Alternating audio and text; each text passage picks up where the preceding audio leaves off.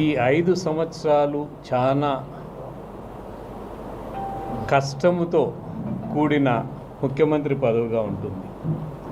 ఒక పక్క చరిత్రలో నిలిచిపోయే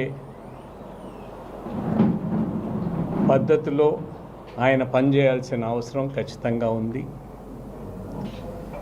అమరావతిని పూర్తి చేసుకోవాల్సిన అవసరం ఖచ్చితంగా ఉంది. ఇతర రాష్ట్రాలతో మనం కంపీట్ చేయాలంటే మంచి క్యాపిటల్ మనకు అవసరం. అమరావతిని పూర్తి చేసుకోవాలా.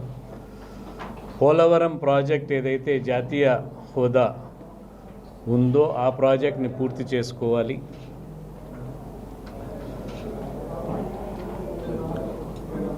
పోలవరం ప్రాజెక్ట్ అనేది చాలామందికి అర్థం కాని అంశం ఏమంటే, పోలవరం ప్రాజెక్టు వచ్చి మనకు రాయలసీమకు నీళ్ళు వచ్చేదానికి పోలవరం పూర్తయితేనే మనకు నీళ్ళు వస్తాయి. 7,20,000 ఎకరాలు కొత్త ఆయకట్టు వచ్చే ఆస్కారం ఉన్న ప్రాజెక్టు, 10 లక్షల ఎకరాలు స్థిరీకరణ గోదావరి డెల్టాలో, 13 లక్షల ఎకరాలు స్థిరీకరణ కృష్ణా డెల్టాలో, ప్రకాశం బ్యారేజ్ కింద మనం నీళ్లు ఇవ్వాల్సిన అవసరం లేకన్నా పోలవరం పూర్తయితే మనం చేసుకునే ఆస్కారం ఉంటుంది. అప్పుడు మనం పూర్తిగా నీళ్లు రాయలసీమకి ఇచ్చేదానికి మన హంద్రీనివా కానీ, గాలేరు నగరి కానీ, తెలుగుగంగ కానీ, వెలుగోడు కానీ ఇవన్నీ నీళ్లు రావాలంటే పోలవరం ప్రాజెక్టు ఖచ్చితంగా పూర్తి చేయాలి. అది వేగవంతంగా, ఇప్పుడున్న పరిస్థితులు చాలా ఛాలెంజెస్ ఉన్నాయి, దాంట్లో ఎటువంటి ఇది లేదు, కానీ అది పూర్తి చేయాల్సిన అవసరం ఖచ్చితంగా ఉంది. కృష్ణా వాటర్ డిస్ప్యూట్ కింద బచావ్ ట్రిబ్యునల్లో ఉన్న అవార్డు వచ్చిన తర్వాత నేను ముఖ్యమంత్రిగా ఉన్నప్పుడు స్టే తీసుకొని వచ్చాం. ఇది ఆంధ్రప్రదేశ్ ఉమ్మడి ఆంధ్రప్రదేశ్ రాష్ట్రానికి నష్టం జరుగుతూ ఉంది. ఈ జడ్జిమెంటు న్యాయ సూత్రాలకు, నీటి సూత్రాలకు అనుగుణంగా లేదు, దీన్ని ఇంప్లిమెంట్ చేయకూడదని అప్పుడున్న ప్రధానమంత్రి మన్మోహన్ సింగ్ గారికి చెప్పి మళ్ళా సుప్రీంకోర్టుకు పోయి స్టే తీసుకొని వచ్చాం. ఇప్పటి వరకు కూడా సుప్రీంకోర్టు స్టే కొనసాగుతూ ఉంది. అది వేగవంతంగా ఆ లిటిగేషన్ పూర్తి చేసుకోవాల్సిన అవసరం ఖచ్చితంగా ఉంది. మనకు ఆ బ్రిజేష్ కుమార్ ట్రిబ్యునల్ అనేది వచ్చిందంటే పూర్తిగా ఆంధ్రప్రదేశ్, ఆఖరి రాష్ట్రమైన ఆంధ్రప్రదేశ్కు, తెలంగాణకు, 2 రాష్ట్రాలకు నష్టం జరుగుతుంది. సో ఈ 2 ప్రభుత్వాలు కలిసి ఆ బ్రిజేష్ కుమార్ ట్రిబ్యునల్ని నీటి వాటాలు మనకు మ్యాక్సిమంగా వచ్చే విధంగా ప్రయత్నం చేయాల్సిన అవసరం ఉంటుంది. ఈ ప్రాజెక్ట్స్ అన్నీ కూడా లింక్డ్ ఉన్నాయి వాటికి. ఇదిగాక తెలంగాణతో కొత్త సమస్య, నీటి సమస్య మొదలైంది. వీటిల్ని సార్ట్అవుట్ చేసుకోవాలి. ఇంకొక పక్కేమో చాలా ప్రామిసెస్ చేశారు ప్రభుత్వం, 3 పార్టీలు కలిసి, తెలుగుదేశం, బీజేపీ, జనసేన కలిసి చాలా ప్రామిసెస్ చేసినారు. ఫైనాన్షియల్ పొజిషన్ ఏమో చాలా అస్తవ్యస్తంగా ఉంది. దివాలా తీసే పరిస్థితుల్లో ఫైనాన్షియల్ పొజిషన్ ఉంది. ఇది బిగ్గెస్ట్ ఛాలెంజ్ ఈ ప్రభుత్వానికి.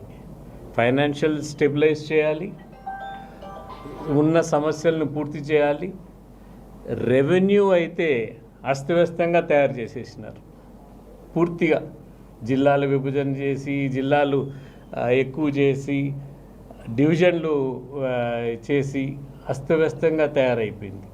ఇదొక పెద్ద ఛాలెంజ్ ఈ ప్రభుత్వానికి. కానీ ఇవన్నీ కూడా ఒక పక్క అయితే మనకు విభజన హామీల్లో పూర్తి కావాల్సిన కొంచెం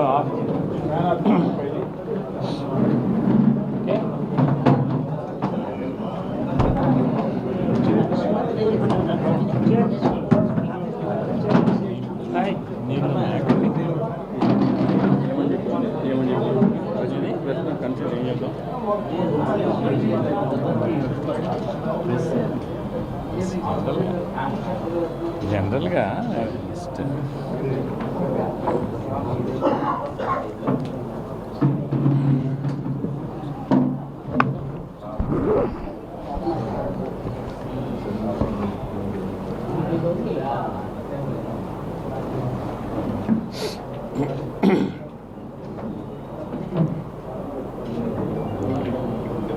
స్టార్టా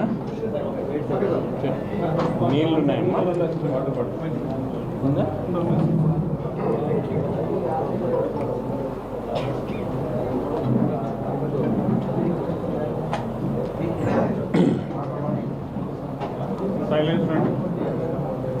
ఫోన్స్ ఆఫ్ చేయండి జస్ట్ ఫ్యూ మినిట్స్ అంతే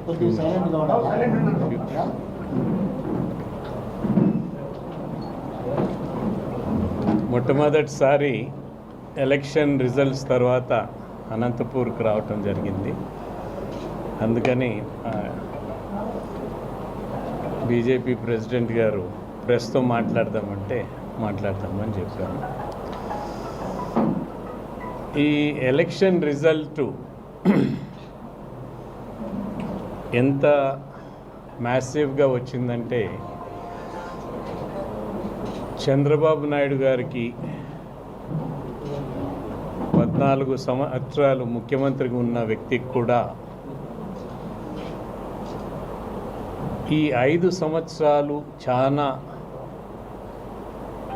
కష్టముతో కూడిన ముఖ్యమంత్రి పదవిగా ఉంటుంది.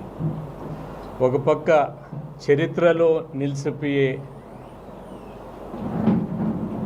పద్ధతిలో ఆయన పనిచేయాల్సిన అవసరం ఖచ్చితంగా ఉంది. అమరావతిని పూర్తి చేసుకోవాల్సిన అవసరం ఖచ్చితంగా ఉంది. ఇతర రాష్ట్రాలతో మనం కంపీట్ చేయాలంటే మంచి క్యాపిటల్ మనకు అవసరం. అమరావతిని పూర్తి చేసుకోవాలా. పోలవరం ప్రాజెక్ట్ ఏదైతే జాతీయ హోదా ఉందో ఆ ప్రాజెక్ట్ని పూర్తి చేసుకోవాలి.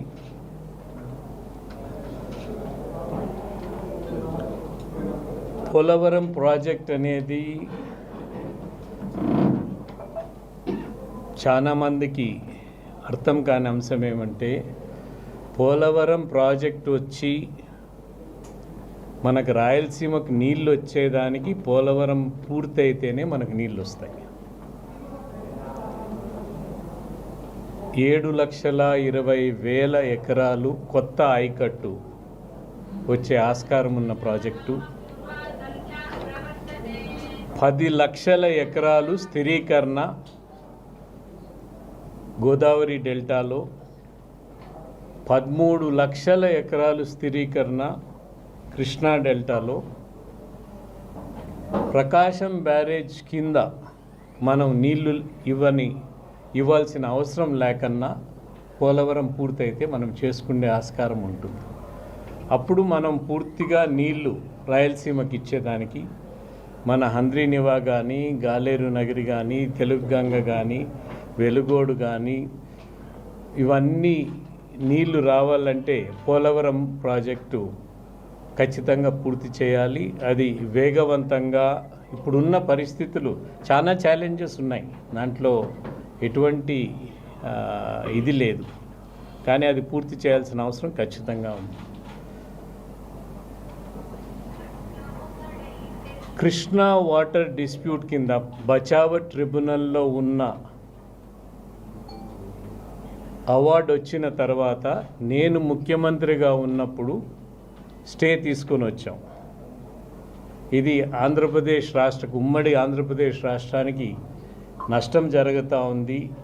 ఈ జడ్జిమెంటు న్యాయ సూత్రాలకు, నీటి సూత్రాలకు అనుగుణంగా లేదు, దీన్ని ఇంప్లిమెంట్ చేయకూడదని అప్పుడున్న ప్రధానమంత్రి మన్మోహన్ సింగ్ గారికి చెప్పి మళ్ళా సుప్రీంకోర్టుకు పోయి స్టే తీసుకొని వచ్చాం. ఇప్పటి వరకు కూడా సుప్రీంకోర్టు స్టే కొనసాగుతూ ఉంది. అది వేగవంతంగా ఆ లిటిగేషన్ పూర్తి చేసుకోవాల్సిన అవసరం ఖచ్చితంగా ఉంది. మనకు ఆ బ్రిజేష్ కుమార్ ట్రిబ్యునల్ అనేది వచ్చిందంటే పూర్తిగా ఆంధ్రప్రదేశ్ ఆఖరి రాష్ట్రమైన ఆంధ్రప్రదేశ్కు తెలంగాణకు 2 రాష్ట్రాలకు నష్టం జరుగుతుంది. సో ఈ 2 ప్రభుత్వాలు కలిసి ఆ బ్రిజేష్ కుమార్ ట్రిబ్యునల్ని నీటి వాటాలు మనకు మ్యాక్సిమంగా వచ్చే విధంగా ప్రయత్నం చేయాల్సిన అవసరం ఉంటుంది. ఈ ప్రాజెక్ట్స్ అన్నీ కూడా లింక్డ్ ఉన్నాయి వాటికి. ఇదిగాక తెలంగాణతో కొత్త సమస్య, నీటి సమస్య మొదలైంది. వీటిల్ని సార్ట్అవుట్ చేసుకోవాలి.